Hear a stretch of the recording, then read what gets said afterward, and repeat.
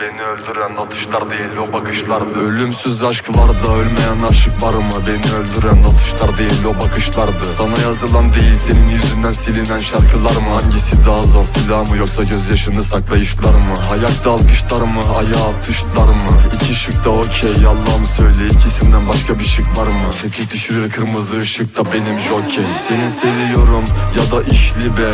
Diller farklı, duygular farksız. Kaç kere baktım kilitli kapının deliğe. Yedi kapım kafadan kırık rahatsız. Tıraş Fransız, Avya bir Alman. Herkese ormanımızdan selam. Acilen lazım kekem toparlanmam. Gözlerin hala aklımda bebek Eren. Kurtulmak unutmaktan daha zor. Ayrılığı bilirsin, yalnızlığı bana sor. Hasmına değil şakağına silah dayamak neden iki kat daha zor? Bana sor, mutsuz